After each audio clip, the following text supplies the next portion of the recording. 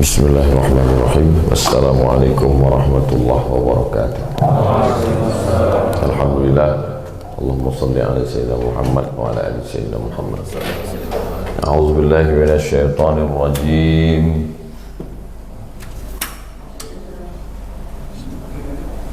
Habis sakrat. Ghulibatir Rum.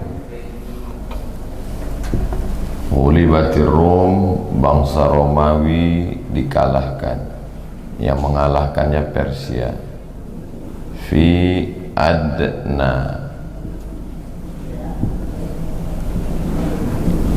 adnal ardi, di bumi terdekat. Kenapa disebut bumi terdekat? Karena lokasi perangnya dekat dengan Makkah. Di Madinah disebut dengan bumi terendah. Sekarang setelah diteliti ternyata permukaan bumi yang paling rendah di bawah permukaan laut adalah Laut Mati. Lokasi perang itu, lokasinya di Yordan. Naik bis dari Madinah, orang Madinah ke Yordan tuh naik bis.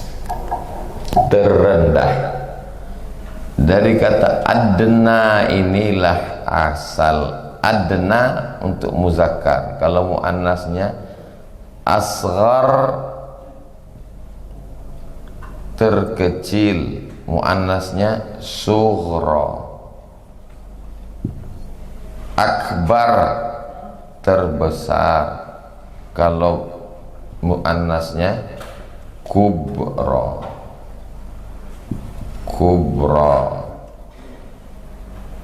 Adna, terendah, kalau muannasnya dunia. Adna, dunia. Disebut alam ini alam yang paling rendah, karena ada yang paling tinggi nanti di akhirat. Dunia terendah. Lalu kemudian bainahuma barzakhun la yabghiyan, antara air laut dengan air sungai. Air laut dan air sungai tidak masuk air laut ke sungai karena ada barzakhun. Maka disebutnya itu dengan alam barzakh. Alhaakumut takatsur hatta zurtumul maqabir, atau disebut juga dengan alam kubur, dari kata maqabir, qabr. Allahumma ja'al kuburahum, kubur. Dua, dari alam terendah ke alam barzakh. Pintu masuk menuju ke sana, kalau mau masuk ke sana disebut dengan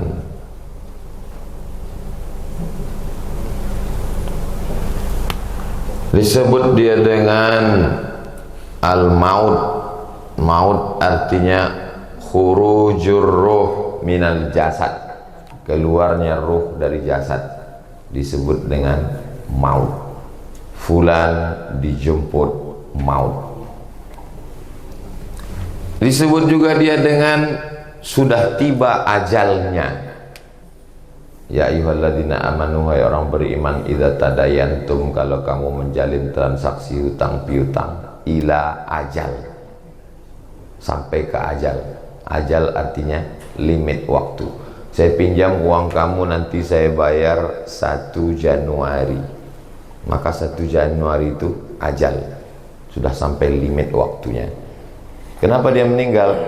Sudah sampai ajalnya.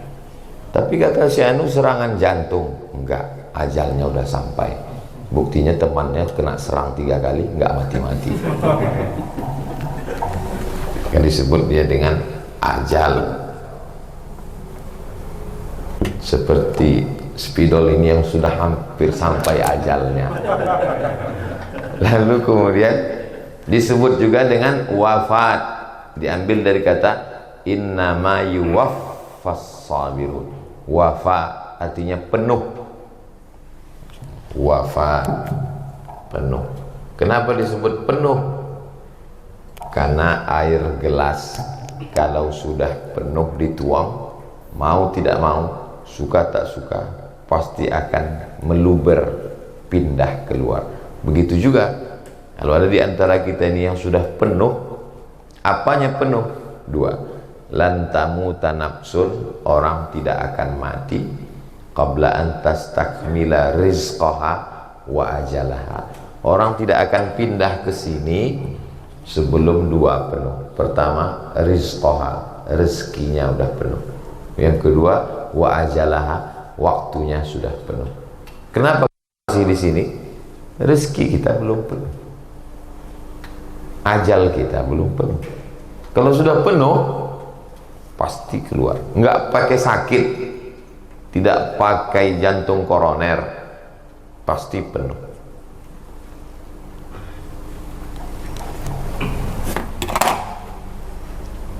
Jadi banyak orang tidak mau membahas ini karena ini menurut dia menyedihkan dan menakutkan. Kenapa menyedihkan? Karena dianggap akan meninggalkan ini, akan meninggalkan anak, akan meninggalkan istri, akan meninggalkan harta, akan meninggalkan sahabat UAS. Karena yang dia lihat ini, maka mati ini menakutkan, menyedihkan, karena ini yang ditinggalkan. Tapi kalau cara pandangnya berbeda, kalau saya masuk ke sini, saya akan ketemu, kalau saya kalau masuk ke sini, anak tinggal, istri tinggal, sahabat tinggal. Tapi kalau saya masuk ke sini, saya ketemu dengan emak saya ketemu dengan ayah saya ketemu dengan orang yang dulu saya penasaran dia wali apa enggak ya? Iya kan? Saya ketemu dengan Ustadz Tengku Zulkarnain, saya ketemu dengan Ustadz Arifin Ilham, saya ketemu dengan Kiai Haji Abdul Rahman Wahid, saya ketemu dengan UJ, saya ketemu dengan Syekh Ali Jabir. Jadi Islam itu datang untuk merubah cara pandang. Yang sebelum Islam datang, orang hanya melihat ini. Kalau mati nanti akan meninggalkan ini, akan meninggalkan ini, akan meninggalkan ini. Karena menurut mereka kalau mati ya udah selesai. Dalam Islam enggak. Mati itu tidak selesai. Jadi kalau ada orang mengatakan, ya Allah, matikanlah aku biar selesai. Kata Allah, enggak. Siapa yang bilang ente selesai dengan kematian? Ente cuma pindah.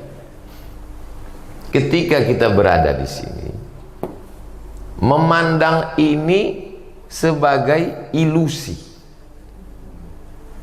Saat kita berada di sini, maka memandang yang di sana ini ilusi. Titian siratal mustaqim, ilusi. Timbang menimbang amal, ilusi. Sorga dan neraka, ilusi. Azab dan nikmat, ilusi. Siapa yang ngomong begitu? Kan disampaikan di pidato. Ada rekamannya yang bilang bahwa sana itu nanti belum tentu. Emang pernah mati ya? Sana itu enggak, kan dari sini. Coba kita berpikirnya di sini. Kita balik sekarang. Sekarang kita di sini memandang ini. Kan ini yang ilusi kan? Anak ilusi, istri ilusi, harta ilusi, 3 periode ilusi, sahabat ilusi. Jadi sebenarnya yang ilusi itu yang mana? Tergantung kita di mana. Kalau kita di sini, ini ilusi. Kalau kita di sini, ini ilusi. Mereka yang sedang di sana melihat dunia ini ilusi semua. Mobil antum itu, antum bilang fakta. Mobil antum itu kan fakta itu. Sekarang ini fakta dia. Tapi begitu antum pindah ke sini, dia menjadi ilusi. Kenapa? Karena STNK BPKB berubah nama orang lain. Ada yang sangat menyakitkan. Jangankan surat mobil, surat nikah antum pun bisa berubah. Itu yang banyak orang tidak mau kaji. Kalau sudah cerita, stop. Papa jangan cerita mati. Mama dalam Islam enggak. Kenapa di awal tahun kajian pertama aja kok mati Ustaz? Kajian pertama ini. Dari malam sebelum pindah waktu awal dan akhir tahun, awal tahun dibahas tentang kewalian. Awal hari dibahas tentang, makanya wali-wali Allah itu tidak ada takutnya. Kenapa? Karena dia memandang ke sini. La khaufun, dua penyakit yang paling mengerikan dalam hidup. Yang pertama khauf, takut. Yang kedua hazan, sedih. Ketakutan demi ketakutan, maka orang korupsi gara-gara takut. Orang makan haram, menghalalkan segala cara, riba, gara-gara takut. Ketakutan. Mau merubah konstitusi, itu juga gara-gara ketakutan yang berlebihan. Kalau khawatir channelnya kena ban, nanti yang ini boleh diedit, boleh. Tidak menghormati kajian, tidak mengurangi kajian kita, cuman sekedar mengurangi amanah saja. Karena dia masih di sini. Kalau memandangnya di sini, maka insya Allah. Kenapa Ustaz kaji ini? Karena dengan mengkaji ini kita menjadi lebih bersemangat untuk beramal. Karena saya pagi ini, subuh ini mengajak kita untuk berada di sini. Kalau kita berada di sini, maka kita akan manfaatkan ini sebaik-baiknya. Maka kalau saya sedang berada di sini, saya akan didik ini sebaik-baiknya supaya dia mendoakan saya, Rabbil firli wali walidayya warhamhuma kama rabbayani shaghira, mengalir ke saya. Saya didik ini supaya kalau aku mati, anak-anak ini tetap ngapal Quran. Semakin banyak anak ini yang ngapal Quran, maka insya Allah mengalir juga ke saya. Anak-anak ini kita didik menjadi penghafal Quran, mengalir ke saya. Ada setetes dua tetes yang dititipkan Allah, dipakai untuk yang membuat mengalir ke saya. Saya ajarkan ke sahabat-sahabat nih, kalau aku mati nanti, walaupun kalian nanti tah gimana lah keadaan ke depan nih, tolong kalian sempat-sempatkan ngirim Al-Fatihah, mengalir ke saya. Ke santri-santri saya sampaikan, kok aku mati nanti, datang tamu, kalian kasih makan. Kalau tak ada makanan, kalian kasih minum. Malam Jumat, kalian kumpulkan semua jamaah, bacakan Yasin, tahlil, kirimkan jami'il muslimin wal muslimat wal mu'minin wal mu'minat sampai dia. Kalau kita tidak memposisikan di sini, maka kita akan terus di sini dengan rasa ketakutan yang luar biasa. Antum yang takut untuk membicarakan ini ke anak, ke istri, ini sebagai prolognya, kirim. Banyak orang yang takut membahas ini, padahal semuanya pasti akan melewati pintu ini, dan tidak pernah ada satupun orang yang menduga, karena dia selalu datang dengan tiba-tiba. Sedang khutbah, sedang ngaji, sedang takbir, sedang sujud, sedang tawaf, sedang tontonlah video pembawa acara, host sedang liputan berita, karena kebetulan melihat orang baju TV ini ingat kita berita.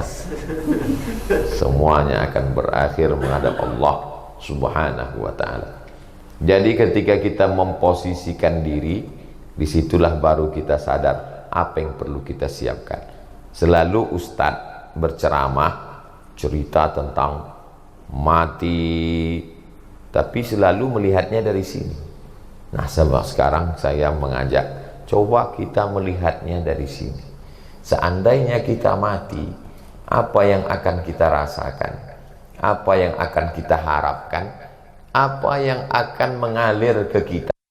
Maka kata Nabi SAW, shadaqatun jariyah, ilmun yuntafa'u bih, waladun salihun yad'ulah, mengalir.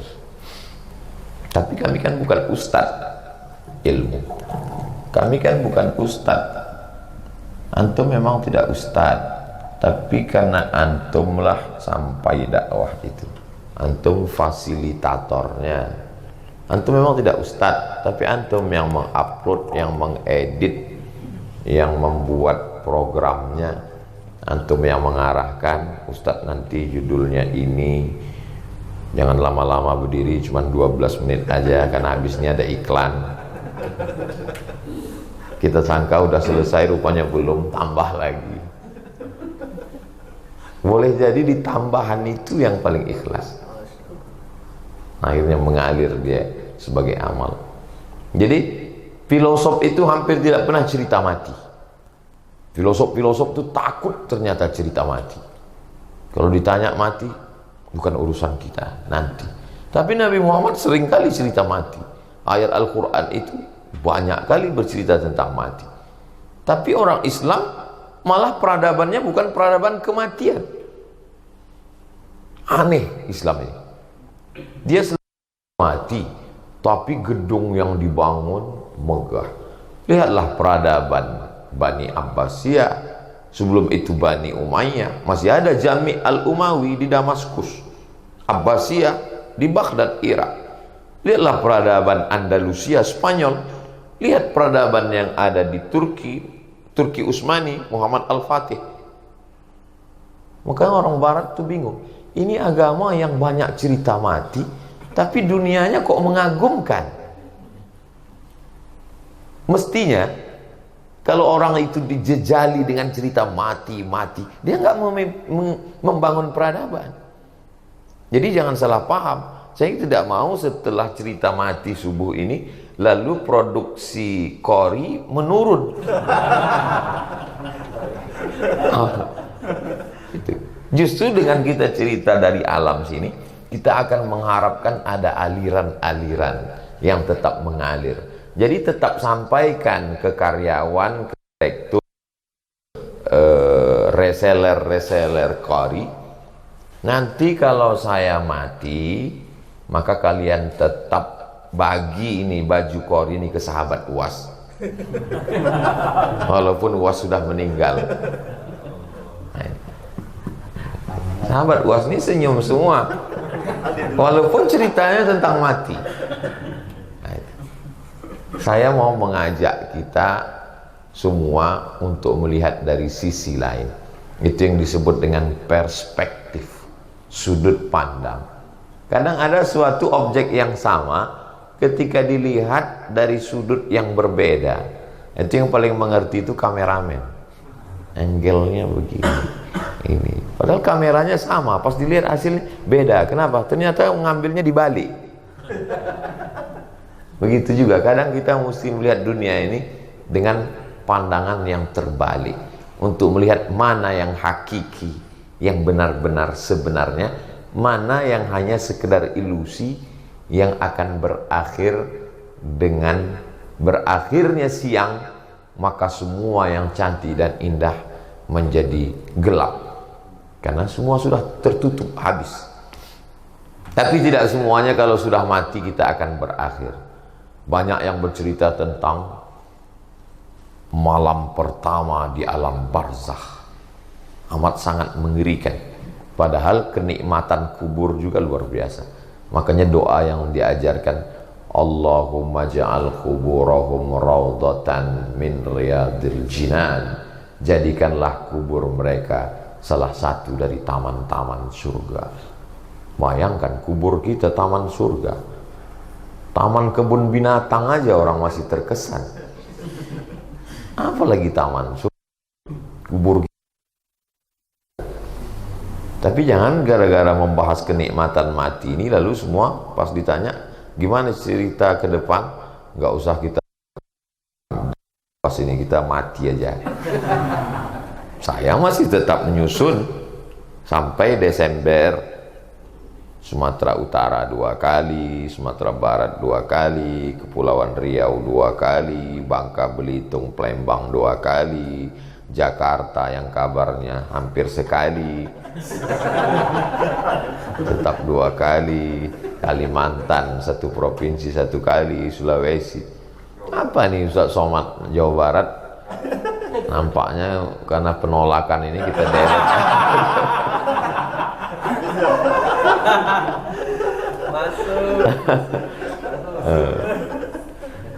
Jawa Barat ini untuk memutuskannya perlu bertaruh dengan anak panah nampaknya.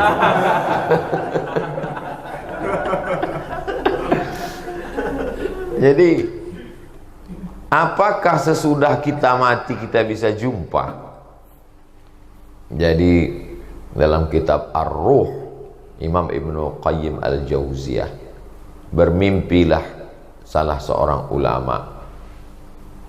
Bermimpi, kata sahabatnya dalam mimpi itu, nanti tolong engkau datang ke rumahku, pergi ke dapur, di situ ada tanah liat yang dibuat jadi tempayan, apa namanya itu, tembikar, tempat air. Angkat, geser, di bawah itu ada beberapa keping uang emas, bayarkan hutangku. Itu menunjukkan ruh masih bisa berkirim pesan. Jadi nanti kalau ada sahabat kawan kita meninggal, datang dia ke keluarga, itu bapakmu kemarin ada titip pesan. Jangan serta-merta percaya, tanya dulu pesannya apa. Kalau detail memang betul, cuma dia pesan tolong kasih pin. Penipu, bohong. Karena mimpi itu rupanya setelah itu minta bayarkan hutang. Nanti di bawah itu ada beberapa keping uang emas, bayarkan hutangku. Ruh orang di sini dengan ruh orang di sini sama-sama ruh. Bedanya ruh ini masih di dalam jasad, ruh di sini sudah keluar jasad. Ketemunya kapan? Waktu tidur malam. Makanya kita ketemu dengan banyak ruh waktu tidur. Yumsikur ruh, Allah menggenggam ruh. Ada yang dikirim Allah lagi balik.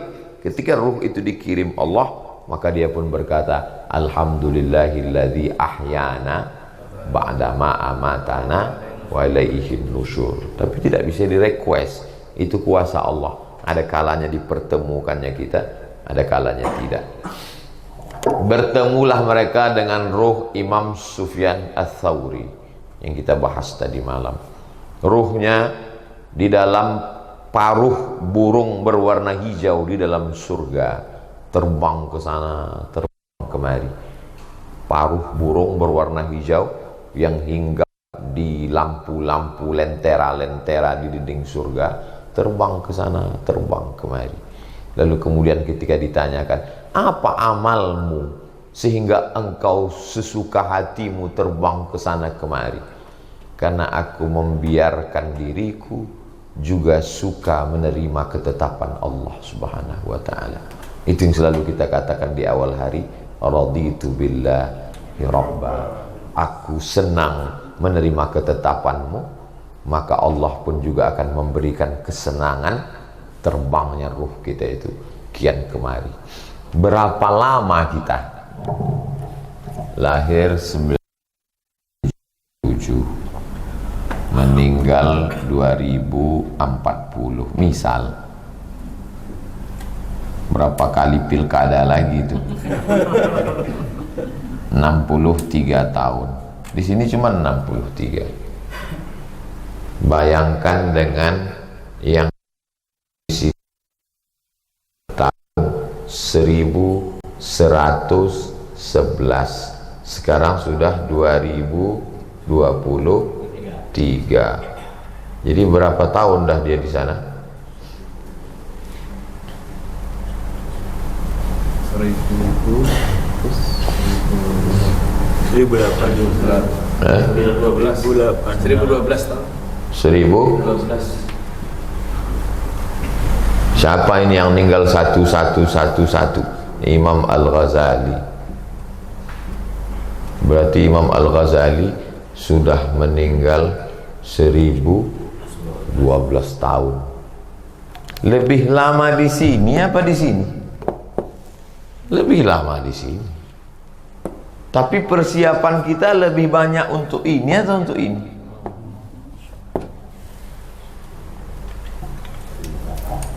Bukan main sibuknya. Habis sholat subuh langsung ngontrol kos-kosan yang dipersiapkan untuk pensiun. Pensiun umur 58. Umur 55 itu sudah pontang-panting untuk menyiapkan. Karena nanti setelah 58 ini biar supaya bahagia, pemasukan gak berkurang. 57 datang malaikat maut. Diharapkan dari 58 ini ke 63 nanti. Ya kalau ikut Nabi Muhammad 59, 60, 61, 5 tahun ini sibuk mikirkan 5 tahun. Dia lupa bahwa di sini dia terus habis. Bagi-bagi sama anak, sama istri, sama habis semua.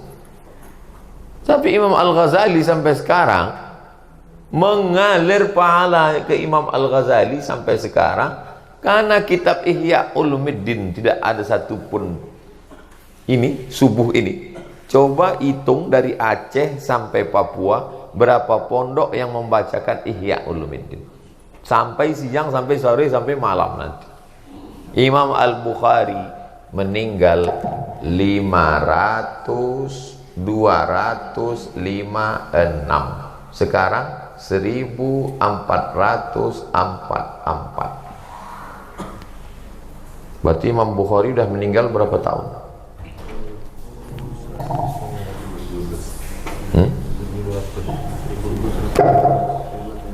1200.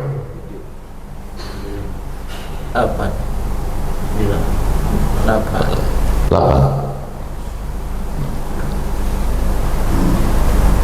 Imam Bukhari, Imam Ghazali di dalam alam barzah. Tidak ada satupun dunia ini yang kosong dari Sahih Bukhari. Mengalir. Sekarang saya sebenarnya sedang ingin mengajak kita, kira-kira Imam Bukhari udah jelas ada yang mengalir, Imam Al-Ghazali udah jelas ada yang mengalir, Imam Syafi'i apalagi. Imam Syafi'i dari tahun 1444 mengalir sampai sekarang. Imam Syafi'i jelas mengalir. Terus kita yang mengalir apa? Kalau matilah kita, menunggu sampai hari kiamat ditiupkan sangkakala. Yang mengalir untuk kita itu apa yang mengalir? Cobalah kita pikir-pikir, kita renung-renung sejenak. Alhamdulillah Pak Ustadz, anak saya hafal Quran. Alhamdulillah, berarti 1 bulan mengalir 2 kali khatam, karena dia ngulang hafalannya 2 juz. Alhamdulillah. Istri saya solihah Pak Ustadz. Alhamdulillah, 4-empatnya solihah Pak Ustadz. Yang senyum ada niat. Alhamdulillah Pak Ustadz, sahabat-sahabat saya baik-baik semua, santri-santri alhamdulillah. Jadi anggaplah kita ini sekarang sedang berada di sini yang akan menantikan ini apa saja yang mengalir. Saya bukan berarti mau dengan PD-nya saya, insya Allah enggak. Saya sebenarnya sedang bercerita kalau kebetulan saya mati, maka antum kirim-kirimlah doa antum sempat-sempatkan. Anak terus selesai. Itulah mengapa orang-orang tarekat itu. Saya perhatikan guru saya. Setiap kumpul kepada Syekh Bahauddin An-Naqsyabandi, kepada Syekh Khalid Al-Qurdi, kepada Syekh Imam Abdullah Afandi, kepada Syekh Sulaiman Al-Qarini, kepada Syekh Sulaiman Subdi. Beda sama-sama ngirim. Tapi kalau yang tidak berguru seperti itu, tidak mengambil talqin seperti itu, umum aja. Ila arwahi jami'il muslimin wal musliman wal mu'minin wal mu'minat, Al-Fatihah sampai. Tapi tentu ada kekhususan. Ada kekhususan. Makanya kadang ngaji-ngaji di pondok-pondok salafiyah, baca kitabnya cuma 15 menit. Al-Fatihahnya kelamaan di Al-Fatihah. Sehingga jamaah yang enggak terbiasa pas pulang, apa isi kajiannya tadi? Al-Fatihah. Karena barokah itu di situ. Menjalin hubungan dengan orang-orang yang sudah mendahului. Anda selesai sholat, Assalamualaikum warahmatullahi wabarakatuh, Assalamualaikum warahmatullahi wabarakatuh, salam. Tiba-tiba azik dari belakang, untuk nenek Al-Fatihah. Astagfirullah, saya yang nyuruh, saya pula yang lupa. Anak-anak masih ingat. Rupanya selesai sholat tetap dikirim untuk nenek Al-Fatihah. Apakah antum akan ingat atau tidak?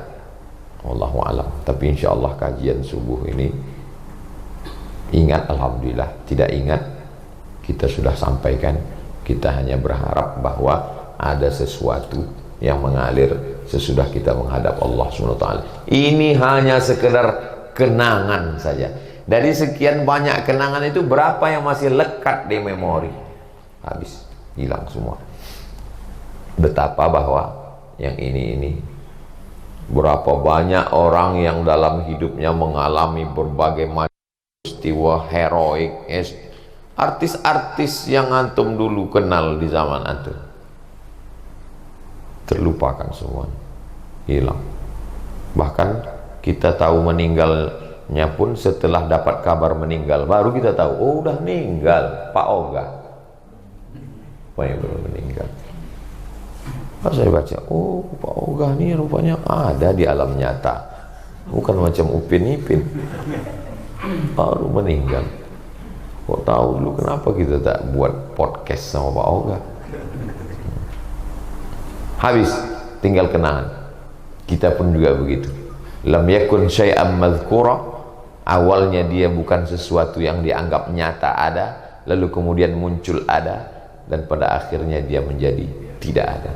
Nah, tinggalkanlah sesuatu yang kira-kira yang bisa mengalir sampai akhirnya hari kiamat, dan jangan buat sesuatu yang akan membuat kita mendapatkan dosa.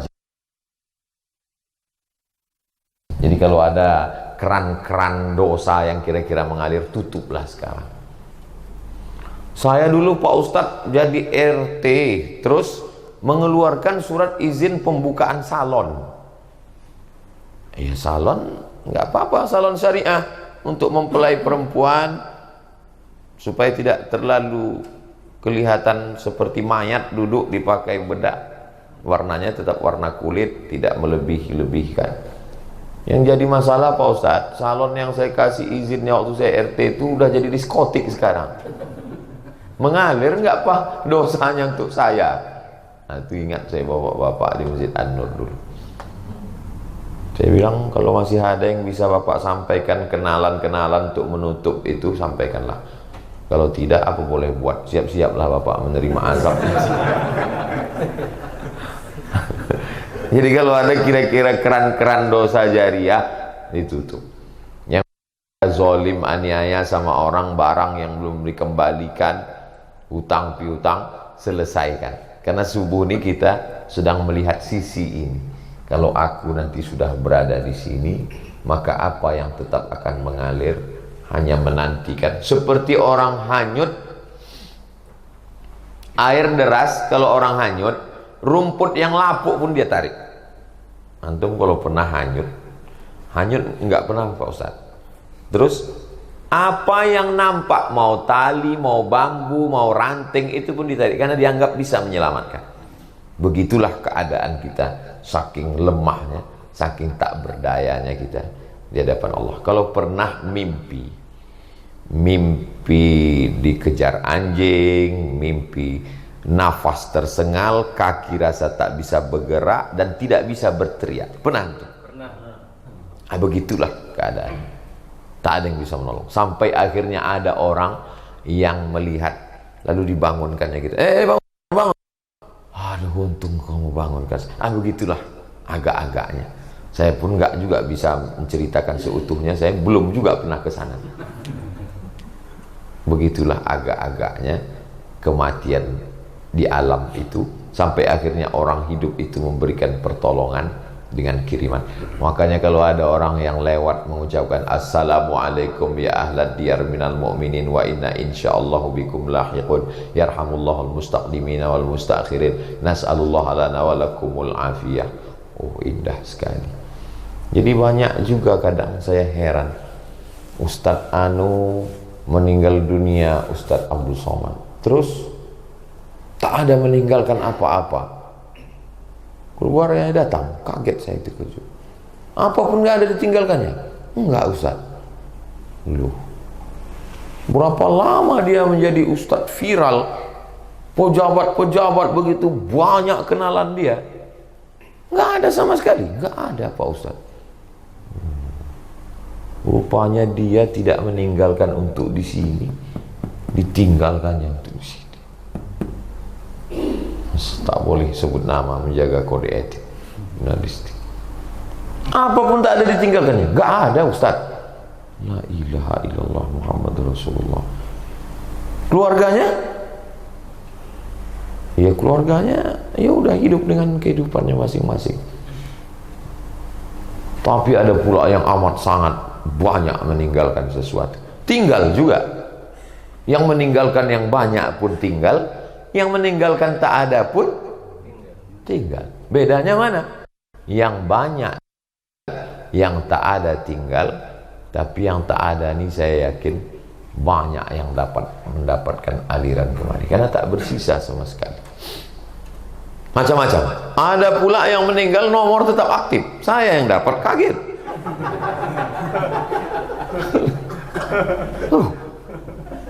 Kenapa nomornya masih kalian pakai? Saya bilang, buanglah ini, ganti nomor baru. Marah saya. Kenapa masih dipakai nomor ini? Terkejut saya. Sengaja nomor ini enggak kami buang. Kenapa? Karena masih banyak yang nagih. Oh, enggak jadi saya marah. Satu hari itu kadang sampai sekian orang masih menagih. Kalau kami buang nomor ini, khawatir kami. Karena di antara yang menghalangi ruh adalah hutang. Bahkan orang yang mati syahid sekalipun, illad dain, kecuali hutang. Nah, maka jangan sampai. Saya kalau mati, hutang saya tak ada. Dari dulu saya memang tak berani mengutang.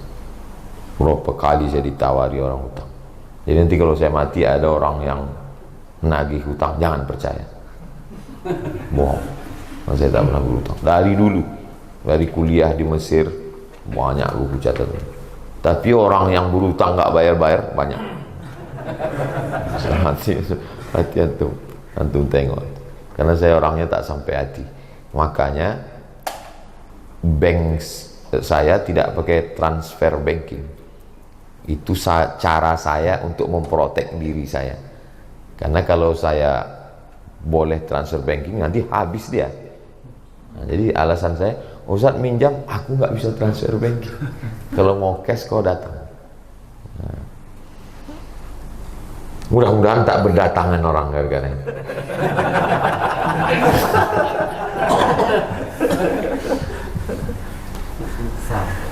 Kalau Ustaz meninggal, apalah yang mengalir? Ceramah Ustaz ini mengalir. Selama antum tetap share nih, insya Allah mengalir. Diamalkan orang, taubat orang, jamaah. Mungkin pahala ceramah ini sudah tidak utuh lagi 100. karena ria, karena sum'ah, karena ingin dipuji, karena ingin dikomen, tidak utuh lagi. Tapi insya Allah entah 0, sekian persennya masih ada juga yang mengalir sikit-sikit. Yang dulu tolong pembebasan 100 sak semen, mungkin dibuatkan orang itu kamar mandi, dibuatkannya kelas, mungkin masih ada juga yang mengalir. Itulah yang lagi kita harapkan menghadap Allah SWT. Jadi dengan mengkaji mati itu orang semakin bersemangat untuk hidup. Mengkaji mati bukan berarti orang putus asa untuk hidup. Dalam Islam dengan mengkaji mati, menurut yang saya rasakan dengan mengkaji mati, dengan mengingat mati, saya selalu berpikir bahwa tadi malam itu malam terakhir saya. Bismika Allahumma ahya wa amut. Mungkin ini malam terakhir aku ya Allah. Kalau ini malam terakhirku, berarti aku berhenti buat dosa. Kalau aku masih hidup besok pagi, berarti aku bisa beramal soleh. Tiba-tiba tadi malam tuh bangun, saya tengok gelap. Oh, masih hidup lagi. Kenapa? Masih sakit digigit nyamuk. Saya tak tahan pakai AC. Maka di hotel dimanapun AC saya matikan. Baru saya paham makna AC itu gunanya untuk apa. Rupanya nyamuk itu lebih tak tahan dari saya. Jadi kalau dihidupkan hilang dia.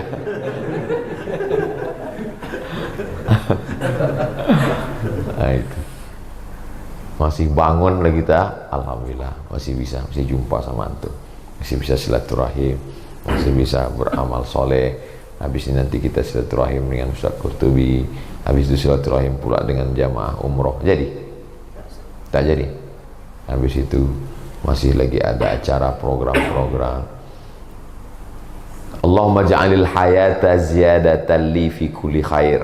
Kalau kau takdirkan aku hidup hari ini, jadikan ziyadatan li fi kulli khair, tambahan amal baik. Wa ja'alil mauta, kalau kau takdirkan aku mati, wa ja'alil mauta rahatan, kematian menjadi istirahat. Doa dari Nabi itu. Wa ja'alil mauta rahatan li min kulli syarr.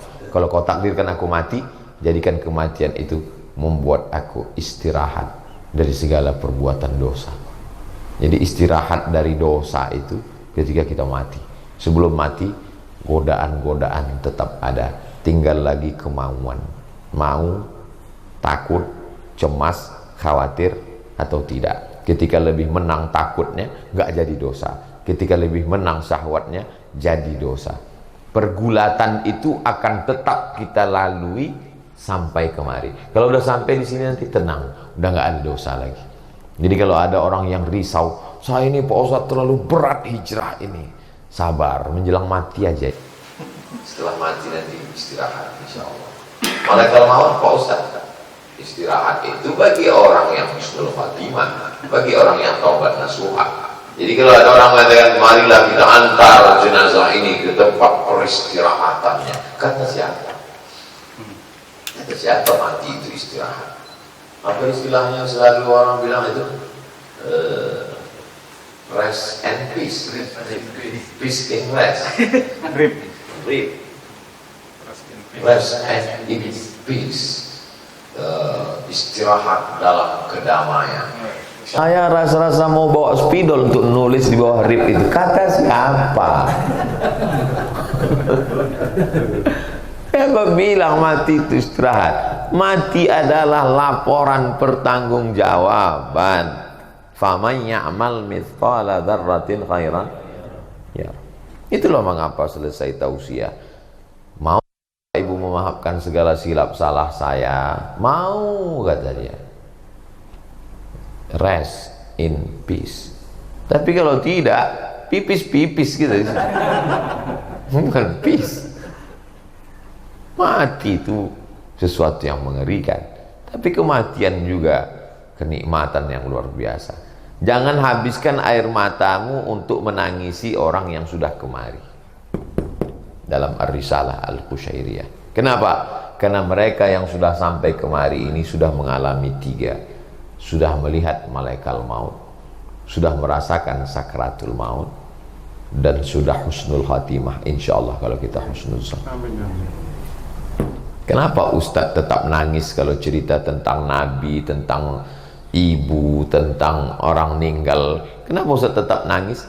Saya bukan menangisi mereka, walaupun air matanya sama, raut wajahnya sama. Yang saya tangisi itu adalah, bisa tak aku husnul khotimah seperti mereka? Bisa tak aku mati itu sudah berwudu, sudah mandi, sudah. Saya kalau ingat ibu saya bawa dia menjenguk orang sakit di ruang ICU, sampai belakang ini mengelupas karena terlalu lama di atas tempat tidur. Pulang di jalan, aku tak ada anak perempuanku. Kau laki-laki, adik kau laki-laki, dan kau sibuk, adik kau pun sibuk. Kalau bisa aku minta sama Allah, matilah aku tak pakai sakit. Betul dapatnya. Habis berwudu, sakit kepalanya, meninggal. Sedang puasa sunat hari Senin, habis makan sahur, habis mandi bersih. Aku bolak-balik memandikan jenazah. Dia bisa mandikan jenazah, mengkafani jenazah. Banyak jenazah yang sulit-sulit kok, macam-macam ku tengok, tak boleh diceritakan, menjaga aib orang mati.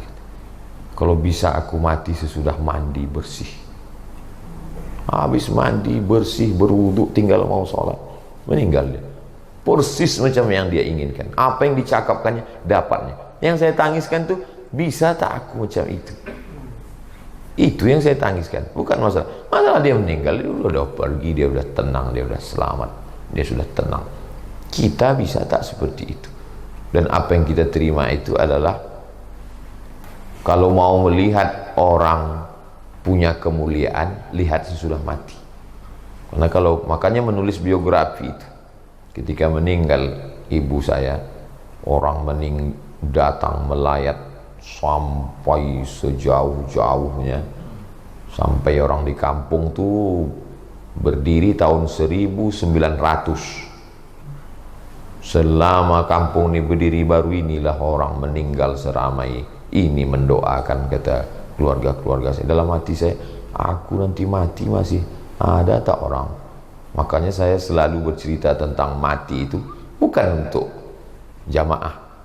Jenazah pasti diurus karena sudah fardu kifayah, memandikan, mengkafankan, menyolatkan, menguburkan. Tak ada jenazah orang beriman. Yang selalu saya bahas itu, saya sedang menasehati, menyadarkan diri saya bahwa kau nanti akan mati Abdul Somad, bahwa kau nanti akan dikubur, bahwa semuanya akan tinggal, bahwa semuanya akan tinggal. Jadi kalau saya berjalan melewati, naik saya sendirian menengok keris Ustadz Salim, rencong-rencong dari Aceh, saya bukan sedang melihat itu semua sebagai Abdul Somad. Saya melihat itu nanti santri-santri jamaah akan datang seperti melihat museum. Oh, ini almarhum dulu. Supaya dengan itu lebih bersemangat untuk beramal, supaya jangan sampai patah semangat, bosan melihat hidup. Jadi kalau ditanya apa yang membuat Ustadz terus bersemangat menyusun jadwal-jadwal ini, satu kunjungan 10 kali, pertama datang hari pertama 2, 3, 3, 2, 6, 10 titik mesti. Karena apa yang mau diharapkan nanti? Kalau orang-orang yang duitnya banyak, kaya, dibangunnya masjid banyak-banyak. Ustadz tolong doakan saya selesai masjid ini 99 masjid baru saya meninggal. Ada yang diharapkan? Saya apa yang saya harapkan? Yang saya harapkan itulah, dari 60 menit itu masuk aja ke hati jamaah itu 6 menit, diamalkannya 1 menit, jadilah. Masa dari 1000 orang, 2000 orang itu tak ada satupun yang beramal? Pasti ada 1-2. Dari 1000 orang itu tak ada satupun yang doanya dikabulkan Allah. Pasti ada orang-orang yang tulus, ikhlas di situ. Oke lah, yang di atas pentas itu nggak ada yang ikhlas. Ngomongnya semua. Yang di bawah-bawah tuh, yang di pojok-pojok, yang bawa anak kecil, anaknya itu nanti. Itu kan doa-doa orang-orang yang dianggap hampa itu sebetulnya. Bukan berarti yang berdiri di atas mobil melambai itu. Itu kan semua ilusi itu. Itu akan hilang itu semua. Kenangan-kenangan. Memori yang hari ini viral akan diganti oleh memori yang lebih viral.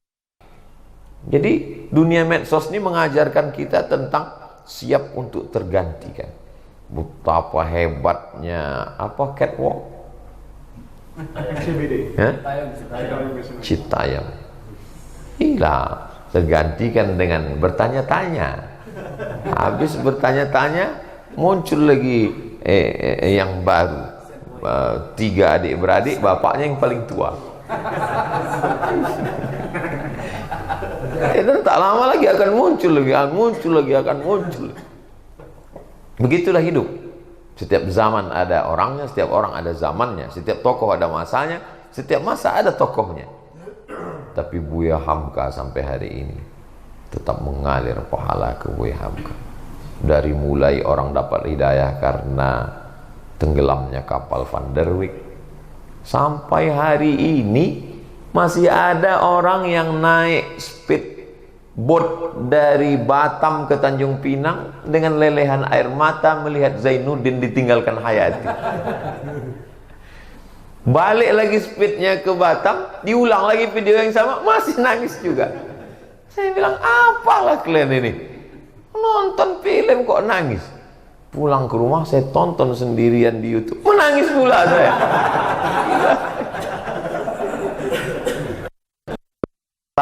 Hati Zainuddin. Buya Hamka luar biasa. Tentu dia menulis itu dengan hati, maka sampainya ke hati.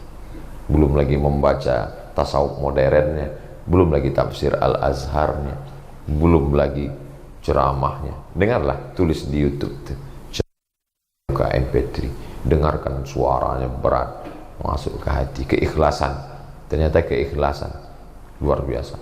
Mana pesantren Buya Hamka? Tak ada. Yang dilanjutkan oleh anak cucunya tak ada. Yang ada di Kauman Padang Panjang, santri naik saya ke atas tablik akbar beberapa pekan, jadwal terakhir Sumatera Barat. Masuk ke Al-Azhar, Masya Allah, kalau sudah sebut Al-Azhar, Buya Hamka. Tapi yang melanjutkan adalah umat Islam. Jadi apa yang kita awali dengan niat lillah, maka Allah akan pasti. Mudah-mudahan semua amal kita ini lillah, insyaallah. Agaknya itu untuk penyemangat kita supaya terus bersemangat di 2023 ini insyaallah. Dan apakah Allah panjangkan umur kita, kita tidak terlalu putus asa, tidak pula terlalu berharap, karena di sini pun sejenak, di sini hanya kepastian, di sini pula menjadi ilusi, di sini sesuatu yang hakiki insyaallah. Mudah-mudahan dengan melihat dua sisi dari dua arah berbeda, kita punya mindset, punya perspektif yang baru tentang kehidupan dan kematian. Terima kasih. Aku qouli hadza astaghfirullah li wa lakum. Wassalamualaikum warahmatullahi wabarakatuh.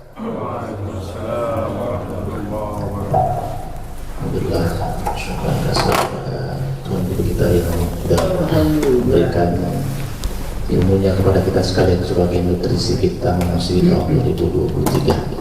Baik sahabat-sahabat sekalian, selanjutnya kita akan lanjutkan dengan dialog atau tanya jawab bagi teman-teman yang ingin menanyakan beberapa hal atau mungkin melanjutkan dialog kewali yang tadi malam. Kita masih buka kesempatan untuk tanya jawab. Saya persilakan jika ada. Saya mengundang pengancing dulu.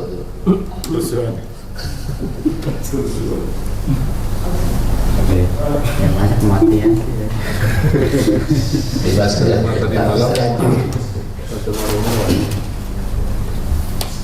Ada oke. Yesus. Kita jalan jam 7. Saya aja. Ya, mana baik bisa.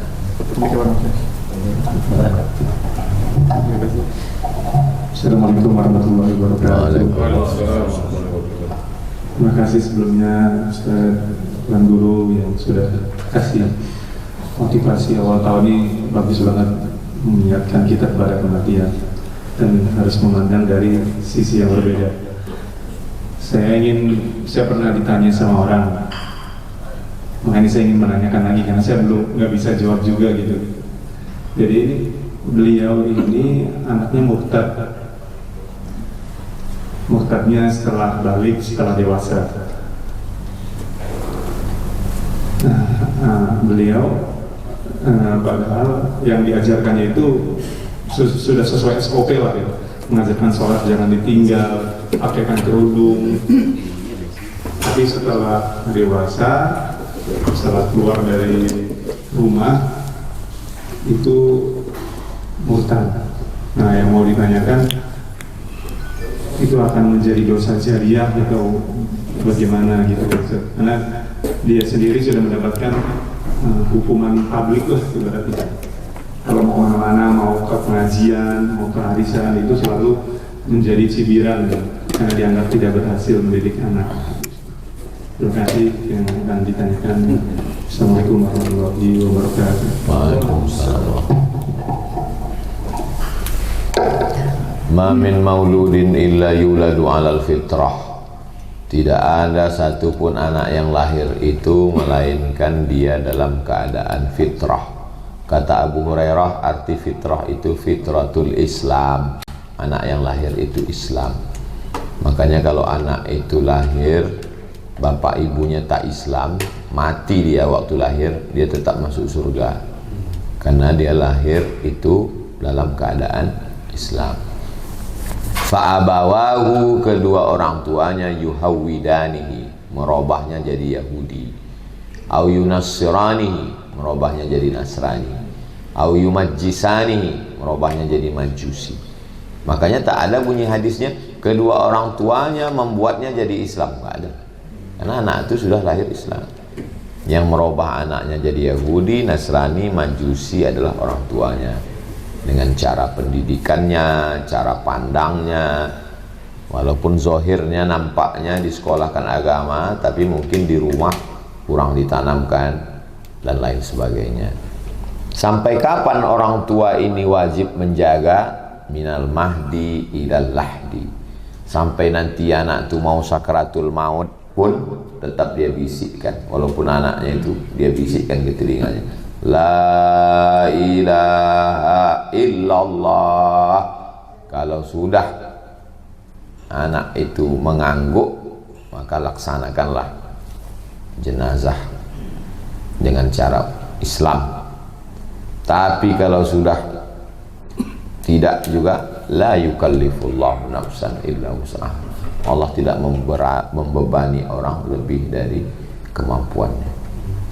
Lalu kemudian habis, karena manusia itu mukhatab, mukallaf itu sampai innallaha yaqbalu taubatal abdi qabla an yugharghir. Kalau sudah ghargharah, selesai, habis. Tapi kalau dia tidak mendidik dengan baik, sudah tak dididik dengan baik, dibiarkan nikah dengan orang beda agama, sesudah itu cuek aja, tetap pula dia happy, seolah-olah tak ada salah.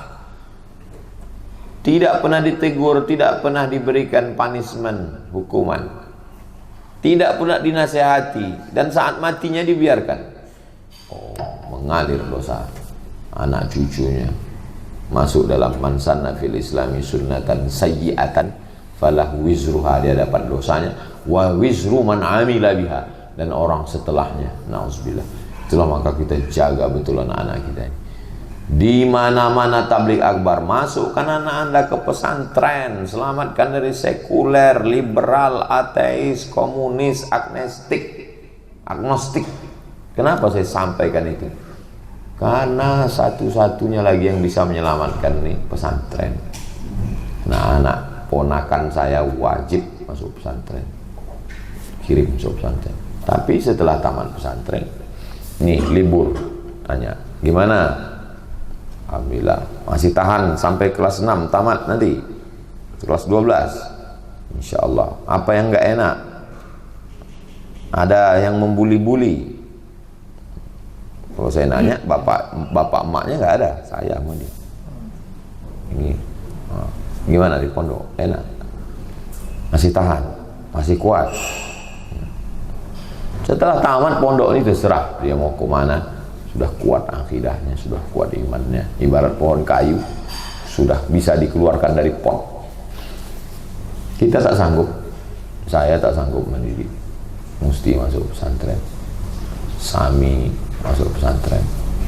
Saya bilang sama ustazah, ini Sami ini nanti SD kita kirim ke madrasah. Rupanya tak sanggup juga di SD, yang taman SD lah. Nanti lah ke SMP. Tidak bisa. Jangan sudah terjadi tidak 1-2 jamaah yang menghadapkan saya tentang kasus murtad ini. Nauzubillah, nauzubillah, nauzubillah. Bapaknya soleh, ibunya pengajian. Gara-gara apa? Dibiarkan dengan nikah beda agama, dibiarkan pacaran. Ini kekeliruan orang tua. Masalah jodoh kamu cari sendiri. Oh, nggak bisa. Kita memang bukan zaman Siti Nurbaya untuk memaksakan, tapi untuk mengarahkan. Jangan sampai sesudah dia murtad baru datang ke ustadz, tolong diruqyah ustadz. Ruqyah apa? Dia udah tak digoda setan lagi. Mana mau goda setan? Jadi temennya. Hah? Jadi temennya setan. Oh, udah geng kita ini ya setan. Alhamdulillah. Wallahu a'lam.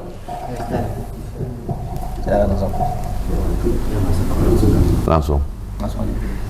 Apakah kewalian itu Ustaz dan karomah Ustaz? Terus ada pernyataan pernah baca di kitab Al-Hikam itu bahwa karomah sejati itu adalah istiqomah dalam syariat Nabi Muhammad SAW.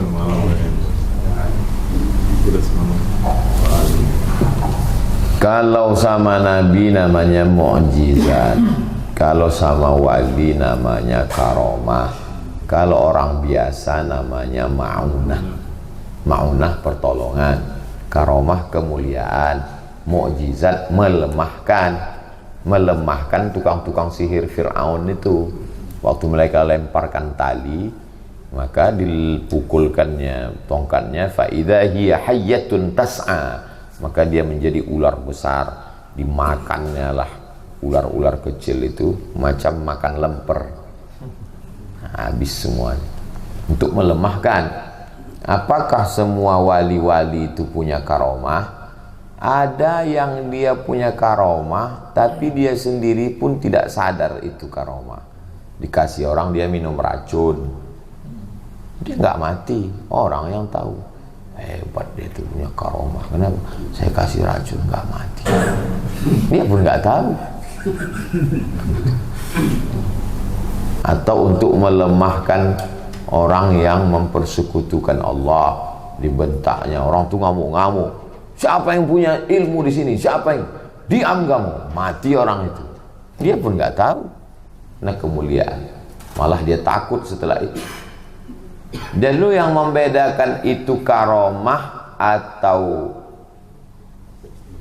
atau tipu daya setan, dalam kitab Al-Luma' Imam At-Tusi, ditahqiq oleh Syekh Abdul Halim Mahmud.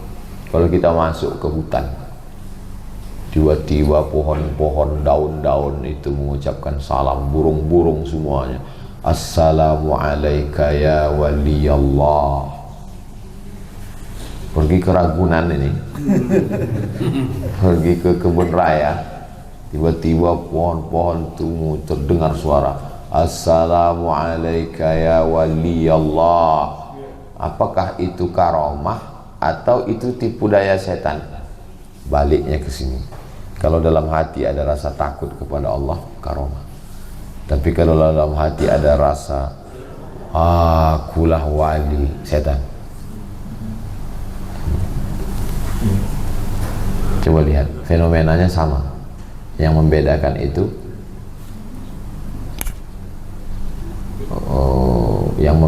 itu respon kita di dalam. Makanya orang yang banyak tertipu di alam batin disebut dengan maghrur, orang yang tertipu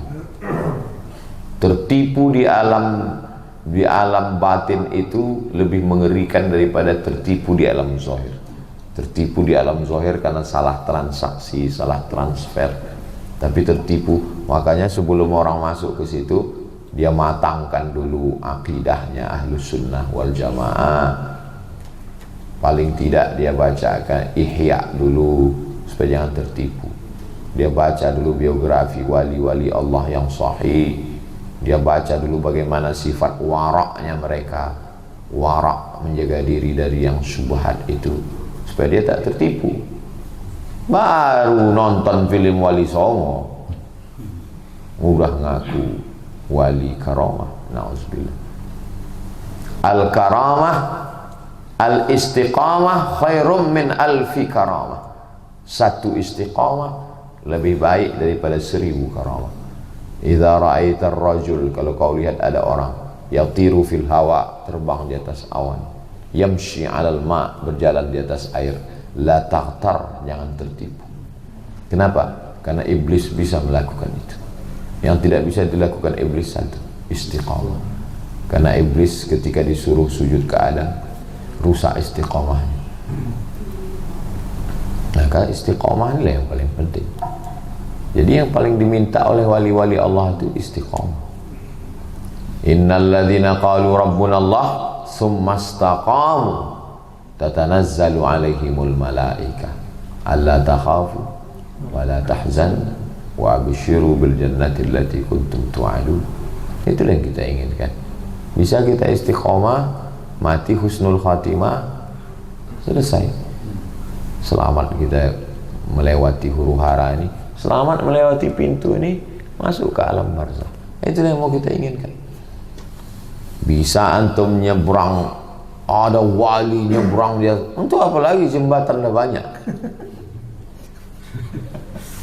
Kan? Bisa terbang dia Pak Ustaz, pesawat tak tertampung-tampung. Kalau ada orang sekarang masih mencari itu, berarti yang diinginkannya pujian manusia. Biar supaya dimuliakan orang, biar supaya tangannya dicium orang, biar supaya dibicarakan orang, biar supaya disanjung orang. Untuk apa? Kewalian itu sudah melewati itu semua. Dia sudah melewati itu, sudah melewati melambung karena disanjung, murung karena tidak mendapat sanjungan. Udah pembuktian kepada manusia ini buat lelah aja. Hentikanlah untuk membuat pembuktian kepada manusia. Karena kalau kau miskin, kau akan dicaci makinya. Kalau kau kaya, dia akan hasad. Itulah sifat manusia. Sifat manusia itu begitu. Saya tidak pernah mencari pembuktian manusia karena lelah. Lulus saya ke Mesir di Jurang Mangu Timur nih, pelatihan 2 bulan. Apa kata manusia? Somad gagal ke Mesir, malu di kampung, dia sekarang di Jakarta. Kalau saya pelatihan bahasa Arab, karena krisis moneter 98, nggak akan berangkat dia ke Mesir. 5 September habis pelatihan 2 bulan, berangkat saya ke Mesir. Apa kata manusia? Dia memang sampai ke Mesir tapi nggak akan tamat. Memang mudah belajar di Azhar. 98 saya berangkat, 2002 pulang. Datang manusia ke rumah saya. Kok cepat sekali pulangnya? Biasanya orang Mesir 10 tahun baru tamat. Kok 4 tahun dah tamat? Mana ijazahnya? Nanya ijazah. Saya tunjukkan ijazah. Ini ijazah. Rupanya dia nggak bisa baca. Dah, sholat udah selesai, tamat. Datang ke rumah. Memang tamat Mesir, tapi bagusnya ya tamat Madinah lah. Dia nggak tahu Madinah itu waktu mendirikan Universitas Islam Madinah, yang jadi ketua jurusan tafsir hadisnya namanya Syekh Muhammad Tontawi, Syekhul Azhar. Dosen-dosen Makkah Ummul Qura itu Syekh Muhammad Mutawalli Sya'rawi, Syekh Muhammad Al-Ghazali, diambil dari Al-Azhar. Bodoh. Mereka nggak bisa buat universitas di Madinah itu kalau tidak ada ulama Al-Azhar. Biar tahu kalian. Bilang lagi tuh guru. Hah? Bilang lihat. Somad mana? Oh memang dia tamat Mesir, tapi agak-agak bau-bau Wahabi sendiri. Pembuktian kepada manusia itu hanya melelahkan, membuat lelah. Maka tak usah. Wali itu kenapa dia tidak takut dan tidak sedih? Karena dia udah keluar dari level itu. Dia tidak lagi peduli kepada komen manusia. Jadi kalau mau jalan di atas angin, mau kebal supaya dinilai manusia, berarti wali manusia bukan wali Allah. Padahal dalam Quran itu kan ala inna awliya Allah, wali Allah, bukan wali manusia. Apalagi kalau sampai wali medsos, 3 kali tidak update, lupa orang, muncul wali berikutnya yang lebih viral. Alhamdulillah. Wallahu a'lam. Assalamualaikum Ustaz. Waalaikumsalam warahmatullahi. Banyak lembaga-lembaga Ustaz yang kita lihat seperti lembaga Dewan Masjid misalkan. Dia banyak mengislamkan orang yang berniat masuk Islam, tetapi tidak dibimbing kemudian. Nah, ternyata orang itu masuk Islam hanya untuk menikahi seorang putri yang notabene orang umat Islam. Ya. Kemudian diajaklah masuk ke dalam Kristen setelah kita selidiki.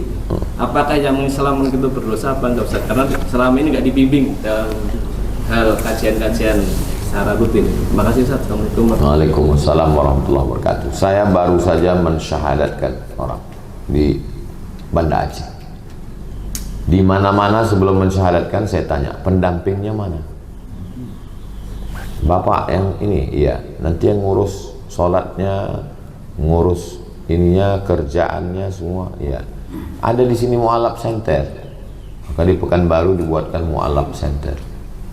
Mu'alaf center supaya mu'alaf dibuatkan kajian khusus mu'alaf, karena mereka nggak bisa campur dengan kita dengan taraf pendidikannya.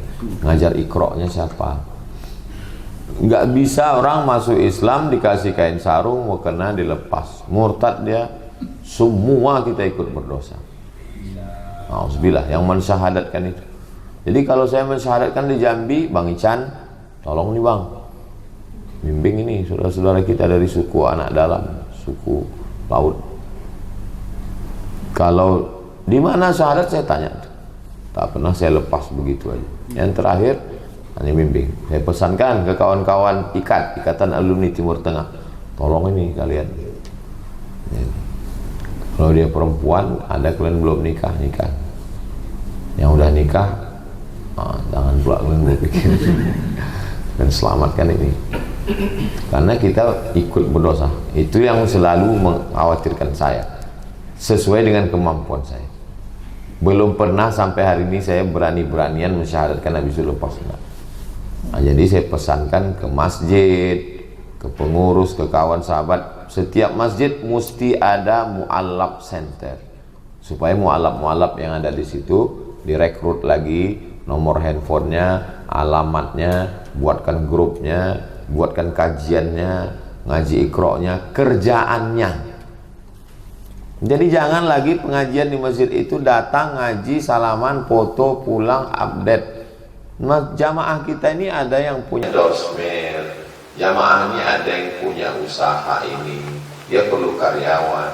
Jadi sesama jamaah ini saling mengenal, lita'arafu, supaya saling tahu dia perlu ini, dia kurang ini. Oh ini ada mu'alaf baru masuk Islam, jadi benci keluarganya, keluar dari perusahaan. Yang bukan sekedar syahadat Allah Akbar, habis itu dia kesepian. Tak semudah itu. Kalau sampai ada jenazah muslim diselenggarakan non muslim, makanya disebut dengan fardu kifayah. 10 umat Islam, 1 melaksanakan, 9 sudah terselamatkan. Itu disebut dengan kifayah. Fardu ain, setiap orang wajib. Fardu kifayah, 1 melaksanakan, 9 sudah tercover. Maka kalau sampai kita semua yang dapat dosa menanggung dosa. Saya selama masih hidup tak akan pernah bosan untuk mengingatkan ini, supaya setiap masjid punya mu'alaf center untuk mengurus mu'alaf.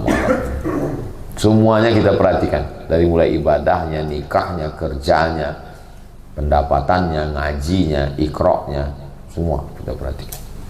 Wallahu a'lam. Sister. Ustaz, boleh Ustaz?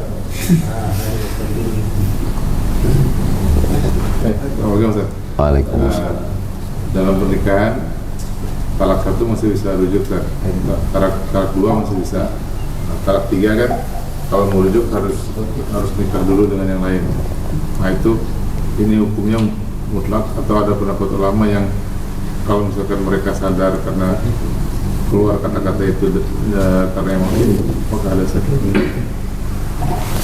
Ayat Quran tidak bisa dibantah. Yang bisa ikhtilaf itu kalau pendapat ulama. La tahillu lahu hatta tankiha zawjan ghairah. Tidak halal bagi suaminya itu sampai istrinya menikah dengan laki-laki yang lain. Tidak bisa ditawar. Yang jadi ikhtilaf itu apakah talak tiganya itu jatuh atau tak jatuh. Masalah warisan, masalah talak, saya hampir tak mau menjawab. Ustadz, ini jatuh nggak talak tiga? Suami saya ini marah tapi nggak marah kali, agak-agak marah. Saya bilang, tulis kronologisnya, serahkan ke hakim. Apa yang diputuskan hakim itulah jatuh.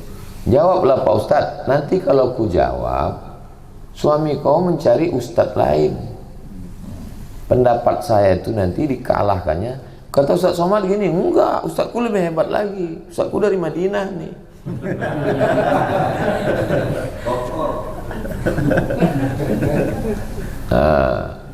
Jadi yang memutuskan khilaf itu al-hakim yarfa'ul khilaf. Hakim, begitu juga tentang warisan.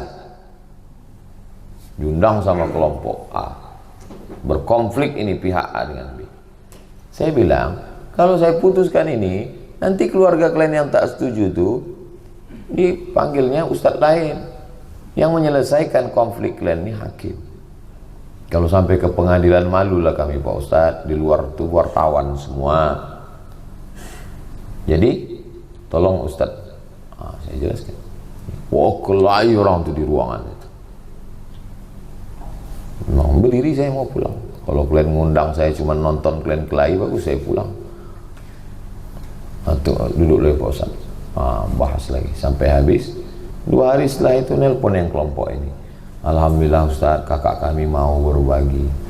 Tak lama telepon kakaknya. Alhamdulillah adik-adik kami mau. Alhamdulillah tak sampai ke pengadilan. Tapi pemutus bukan fatwa. Yang memutuskan itu adalah hakim. Makanya mesti ada hakim. Hakim itu sekarang di tingkat kabupaten. Serahkan berkasnya, tulis kronologisnya. Hakim memutuskan talak 1. Pakailah itu. Jangan tanya ke ustadz lagi. Kalau udah diputuskan hakim. Keputusan ustadz tak bisa membantah hakim. Keputusan hakim bisa membantah ustadz. Fas-sultanu waliyun man la waliyalaha. Hakim menjadi wali bagi perempuan yang tak punya wali. Itulah mengapa Pak Kua itu tidak ada Bu Kua.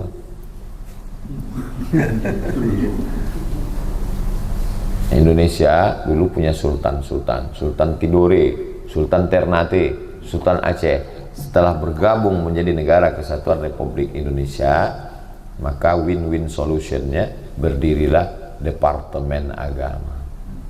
Menteri Agama mengangkat Kanwil mengangkat kepala kantor Kementerian Agama Kabupaten Kota, ujung tombaknya Kua itulah.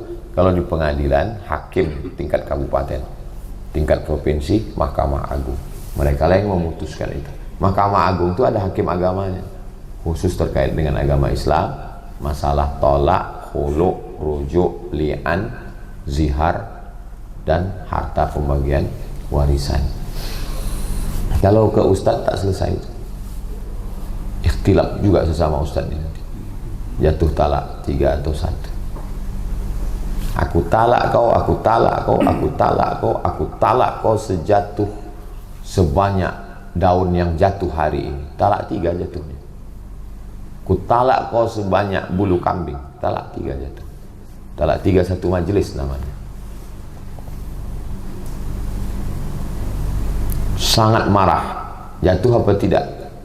Kata Ustadz ini, kalau marah sekali tak jatuh sampai hilang kesadaran.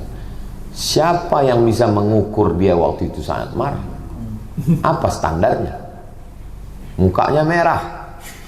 Iya kalau dia putih, kalau hitam. Wallahu a'lam. Itu yang harus menikah lagi perempuannya atau dua-duanya? Kalau laki-laki tak perlu. Antum tak perlu nunggu sekarang belum bisa. Yang hatta tahil dalam jadi bunyi dhamir kata gantinya dalam bahasa Arab tuh hatta tangkiha. Huruf ta itu menunjukkan muannas. Yang nikah tuh si perempuan tuh nikah lagi. Makanya kalau di daerah Melayu ada nama istilahnya nikah Cino Buto, Cina buta. Dicari orang Cina yang buta di kampung-kampung, disuruh dia menikah. Namanya nikah Cina buta. Kau nikahi ini, tapi yang kau apa-apai ya. Ya habis sudah akad kau ceraikan. Itulah yang dilaknat, namanya nikah tahlil. La'anallahul muhallil wal muhallalah. Allah melaknat laki-laki yang mencari calo tadi itu, dan dia yang mau dibayar. Namanya nikah tahlil, bukan tahlil la ilaha illallah. Tahlil pakai ha, karena nikahnya itu hanya untuk menghalalkan. Haram hukum nikah tahlil. Wallahu a'lam. Maaf tadi prosesnya tadi harus alami apa gimana? Harus natural. Tidak boleh rekayasa. Nikah rekayasa itu disebut nikah tahlil itu.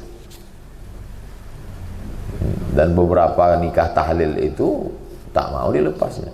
Kau nikah ini nanti sudah sekian kau ceraikan ya. Aku mau balik lagi sama dia. Iya kata ini. Begitu nikah tak dicerai-ceraikannya. Nah, lu tahu kau kata dia.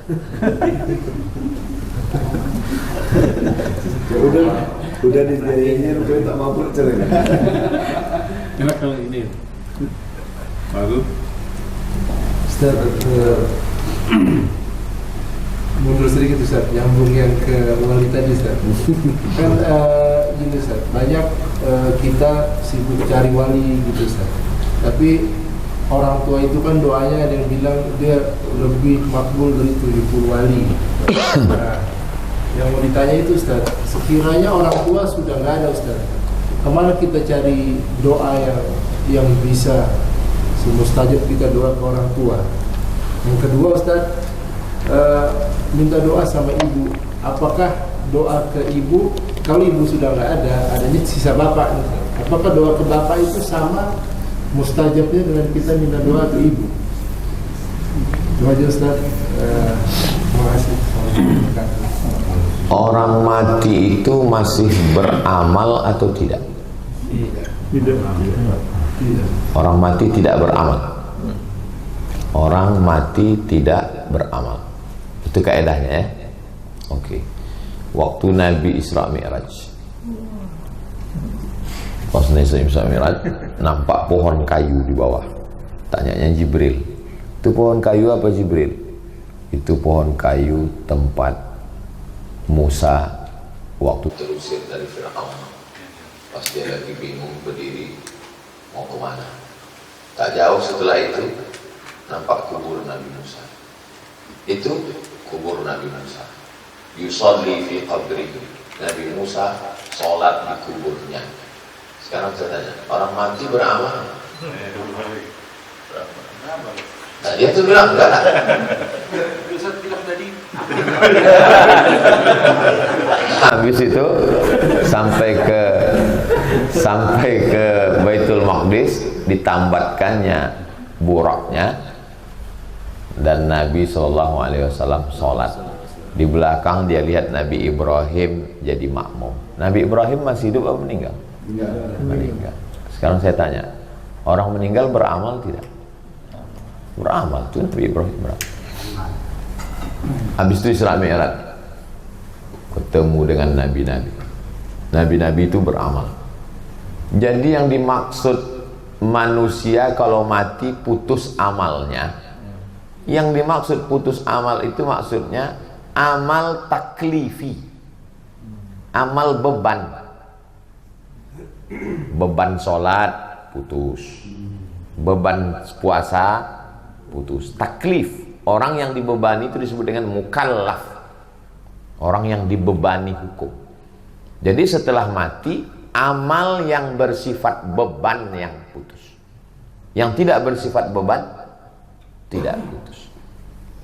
Nanti kaitannya ke apakah ibu saya masih bisa mendoakan saya? Bisa, karena amal dia tak putus. Itulah makna orang bertawassul kepada wali-wali Allah itu. Ngapain minta ke wali? Wali kan sudah mati, wali tidak beramal.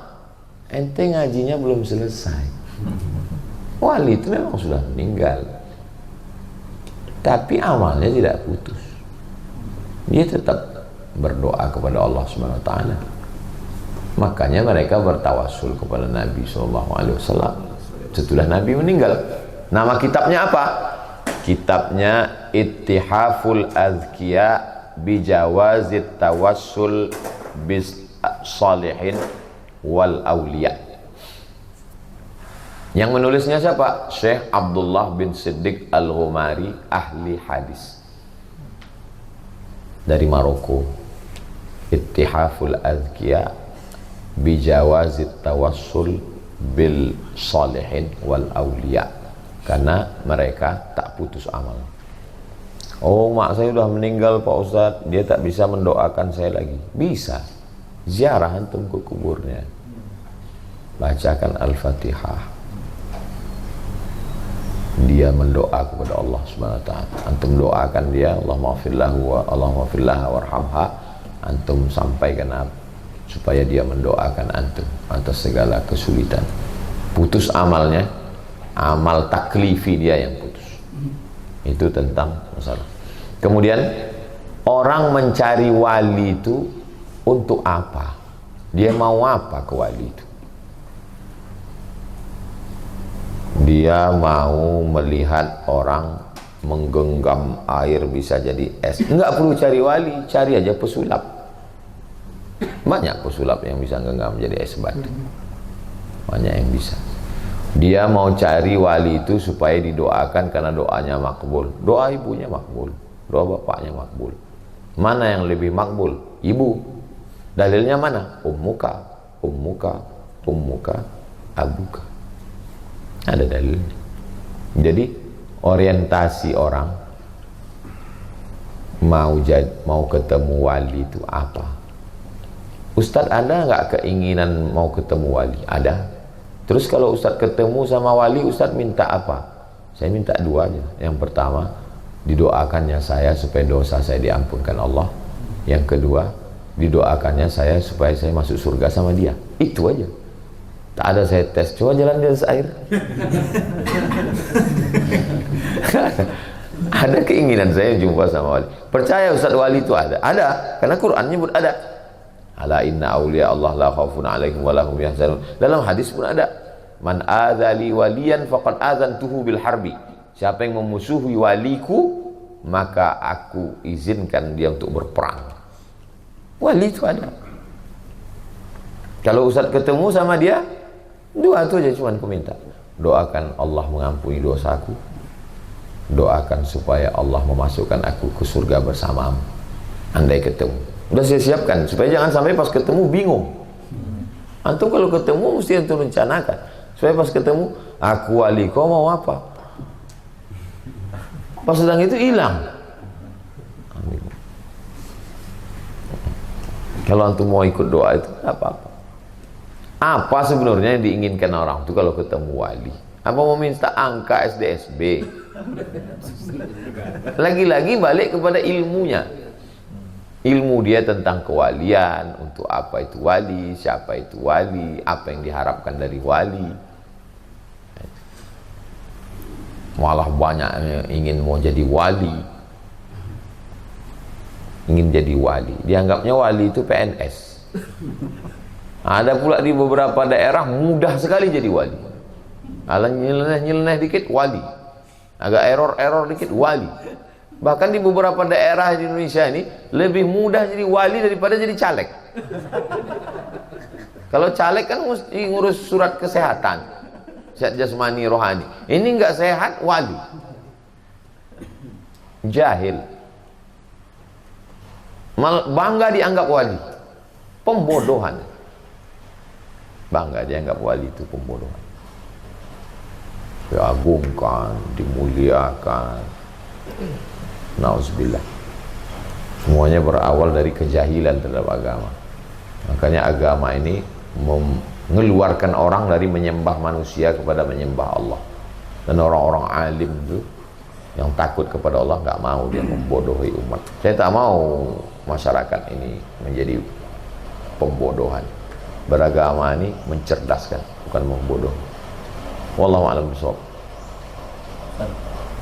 Di sekarang ini kan marak juga kayak artefak gitu, peninggalan Rasulullah.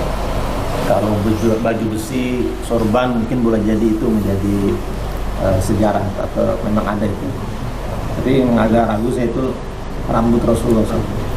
Apakah memang ketika beliau meninggal ada rambut yang terurai atau terjatuh yang kemudian dimasukkan ke museum, dan itu selalu diagung-agungkan di Indonesia, dibawa ke pesantren sana, pesantren sini. Ini rambut Rasul. Waktu Nabi tahallul kan Nabi gundul. Muhalliqin cukur habis, muqassirin potong pendek. Jadi waktu dia tahallul rambutnya itu rambutnya itu diperebutkan oleh sahabat. Nabi itu kalau berwudu, air wudunya itu diperebutkan sahabat. Nabi pas tahallul, maka rambutnya itu bagi-bagi habis.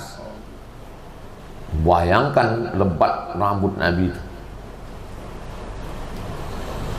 Berapa ratus ribu rambut Nabi itu yang dibagi-bagikan.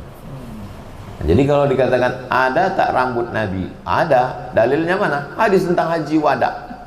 Waktu Nabi tahallul rambutnya dibagi. Apakah yang sampai ke kita itu rambut Nabi? Bagaimana cara memeriksanya? Maka sebagian ulama berijtihad. Setelah mereka berpikir atau mungkin dapat ilham, salah satunya yang berijtihad bahwa Nabi itu punya kelebihan tak sama macam kita. Contoh keringatnya wangi, dicium oleh Anas bin Malik, atyabu min rihil misk. Maka kalau itu tak sama. Lalu kemudian darahnya diminum oleh sahabat yang disuruh membuang habis berbekal. Itu menunjukkan darahnya tidak amis. Kalau amis muntah dia. Maka rambutnya menurut sebagian menguji rambut itu asli atau tidak, antum bakar aja. Kalau terbakar berbau berarti rambut orang. Cuman kan dimasukkan di kaca. Bagaimana mau bakar? Kalau ada tim UAS ini membawa, ada sekarang yang antum bawa, dia bilang, Ustadz ini saya punya rambut Rasulullah, bakar ini. Kalau terbakar bau, kita rambut siapa itu tahu. Kalau rambut Nabi. Cuman kalau yang menunjukkan itu orang terhormat kan nggak mungkin kita bersuul adab kan. Syekh boleh kita bakar nggak? Apa kau bilang itu?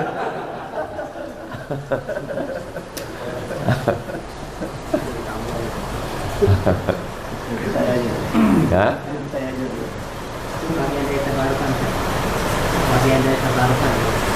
Tabarruk dengan rambut dilakukan oleh Khalid bin Walid waktu dia minta pecinya hilang, falan suah hilang. Mana peci saya? Kata sahabatnya, apa ente bingung peci banyak dijual di pasar?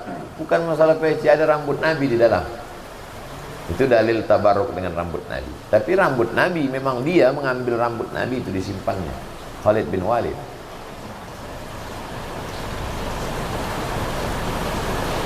Nah, yang jadi masalah, siapa yang mau memastikan? Kumpulkan rambut-rambut itu kan ada ilmu gen. Ada ilmu gen kan? Ilmu apa namanya itu? DNA. Nah, cek rambut yang dibilang dari ini dengan ini sama tak ini. Kalau beda, yang mana yang Nabi ini? Masa satu kepala rambutnya beda-beda? Jadi ada masalah-masalah itu usulnya benar. Pokok kayu ini usulnya benar, cabangnya udah stek dari pohon lain. Tentang tabaruk dengan rambut, benar. Tentang bahwa ada rambut Nabi dibagi-bagikan, benar. Ada dalilnya. Apakah itu rambut Nabi? Apakah bertabaruk dengan rambut Nabi? Wallahu a'lam. Kalau saya bertabaruk dengan yang pasti-pasti. Bertabaruk dengan orang tua, bertabaruk dengan orang soleh, bertabaruk dengan hafal Quran. Antum kalau menghafal Quran itu kan jelas tabaruknya. Kalau rambut ini kan belum jelas. Kenapa lebih percaya kepada yang jelas daripada yang belum jelas? Karena yang jelas ini berat. Kalau itu kan ringan, tinggal datang, foto, cium, update status. Wallahu a'lam. Waalaikumsalam. Tadi di awal Ustaz menjelaskan bahwa dunia itu ilusi, ya itu fakta. Kemudian ada ungkapan kita harus seimbang dunia dan akhirat. Pandangan Ustaz seperti apa? Ada orang yang tidak mau dunia, dan fenomena itu sudah ada sejak zaman Nabi. Aqumu wala arqud, saya tidak mau tidur, saya mau tahajud aja. Asumu wala uftir, saya nggak mau makan, saya mau puasa aja. Wa ana a'tazilun nisa, saya mau menjauhi perempuan. Di antara sahabat Nabi yang melakukan ini, yang masyhur, yang ada dalam hadis, dua orang. Yang pertama Abu Darda, yang kedua Abdullah bin Amr bin As. Abu Darda ditegur oleh sahabatnya yang dipersaudarakan Nabi, namanya Salman Al-Farisi. Abdullah bin Amr bin As ditegur oleh ayahnya langsung. Amr bin As melapor ke Nabi, anak saya ini sudah meninggalkan dunia. Fenomena ekstrim untuk meninggalkan dunia sudah ada sejak zaman sahabat Nabi. Itu yang dilarang. Maka Nabi marah. Apa kata Nabi? Asumu, saya pun puasa. Wa uftir, tapi aku tetap makan. Akumu, aku malam tahajud. Wa arqud, tapi aku tetap ada tidurnya. Wa atazawwajun nisa, dan aku menikah. Faman raghiba an sunnati falaysa minni. Siapa yang tidak mengikut sunnahku, maka bukan umat. Jadi kalau mau tidak meninggalkan dunia, contohnya laqad kana lakum fi rasulillahi uswatun hasanah. Ya ikutlah. Nabi mempunyai rumah, Nabi mencari harta, Nabi bersedekah, Nabi menikah, Nabi puasa, Nabi makan, Nabi jalan di pasar. Itu yang dimaksud jangan meninggalkan dunia. Karena ada fenomena orang meninggalkan dunia. Dunia ini mesti ditinggalkan. Ada gerakan bunuh diri sekarang. Ada gerakan bunuh diri. Beberapa waktu yang lalu, yang orang mati itu ternyata dia ikut satu aliran untuk tidak makan-makan sampai akhirnya mati. Gerakan untuk meninggalkan dunia. Ada gerakan aliran sesat di luar Islam, ada di dalam Islam tapi sesat, ada di luar Islam kafir, untuk gerakan meninggalkan dunia, menghirup racun beramai-ramai karena dianggap keberadaan kita di dunia ini hanya akan merusak dunia. Dalam Islam tidak. Keberadaan kita di dunia ini untuk memperbaiki dunia. Inni ja'ilun fil ardi khalifah. Jadi jangan tinggalkan dunia. Antum jangan tinggalkan TV One. Cukup aja saja tinggal. seimbang dunia, mengejar dunia dan akhirat itu benar harus seimbang atau Laisa bi khairikum man taraka dunyahu li akhiratihi. Orang yang baik di antara kamu bukan yang meninggalkan dunia hanya ingin mendapatkan akhirat. Wala akhiratahu li dunyahu, bukan yang meninggalkan akhirat hanya untuk dunia. Liusiba minhuma jami'an, dapat dua-duanya. Innama amwalukum wa auladukum fitnah. Sesungguhnya harta kamu dan anak kamu hanya akan menjadi fitnah. Lalu dia tidak mencari harta, tidak punya anak karena dianggap akan hanya menjadi fitnah. Fitnah artinya azab. Hartamu menjadi azab, anakmu menjadi azab. Ayat ini sahih. Ayat ini benar, tapi penjelasannya tidak benar. Bacakan hadis menjelaskannya. Harta bisa menjadi amal soleh, sodaqatun jariyah. Anak bisa menjadi amal soleh, waladun solehun. Artinya apa? Silakan punya anak, tapi didik anak dengan baik. Anaknya dapat, akhiratnya dapat. Silakan punya harta, tapi dipakai untuk yang baik. Dunianya dapat, akhiratnya dapat. Itulah makna keseimbangan itu. Itu makna keseimbangan. Bukan dibagi 50% dunia, 50% gimana membagi itu? Mana bisa dibagi? Jadikan ini sebagai jembatan. Dunia ini sebagai jembatan. Antum bekerja, jadikan pekerjaan itu sebagai jembatan untuk beramal soleh. Imam Ibnu Athaillah As-Sakandari dalam Hikam menyebutkan, orang yang sudah dipakai Allah dengan suatu pekerjaan, jangan minta keluar dari pekerjaan itu karena menganggap dirinya tidak dipakai Allah. Antum sebagai pedagang, dengan dagang itu antum bisa bangun masjid, bisa buat tahfiz, maka antum fokus saja di dagang itu. Jangan keluar dari situ karena menganggap tidak dipakai Allah untuk menolong agamanya. Antum jadi kepala daerah, anggota legislatif, dengan itu antum bisa menolong agama Allah. Jangan keluar dari situ karena menganggap dengan berada di situ tidak dipakai Allah. Dalam hadis kan innallaha idza ahabba 'abdan ista'malahu. Kalau Allah cinta kepada hamba, dipakainya hamba itu. Kalau Allah cinta kepada hamba, dipakainya hamba itu untuk amal soleh. Insyaallah kita ini semua termasuk yang dipakai Allah untuk amal soleh. Dipakainya untuk amal soleh. Qori dipakai Allah untuk amal soleh. Antum di TV One dipakai Allah untuk amal soleh. Ini semua ini dipakai Allah untuk amal soleh. Jangan merasa saya kalau di sini saya nggak dipakai Allah, saya pindah ke sini. Enggak. Antum di situ pun dipakai Allah. Seimbang. Waktu antum dapat dua-duanya. Sebagai karyawan, pekerja, pengusaha antum dapat, tapi akhirat antum juga tidak tinggal. Itu yang perlu dipahami sekarang. Banyak orang sekarang all out untuk kerja. Pas ditanya, gimana untuk akhirat, untuk agama? Nantilah Pak Ustadz, insya Allah saya kalau udah selesai ini jadi pengurus masjid. Itu mindsetnya kena susah. Wallahu a'lam.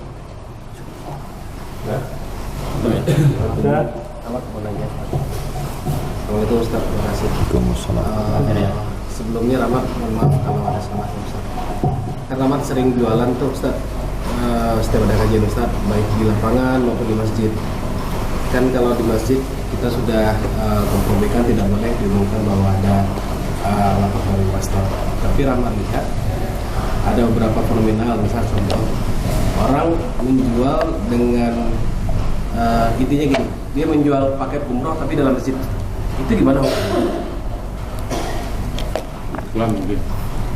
Ya misalkan kayak lawannya teman kayak Ustaz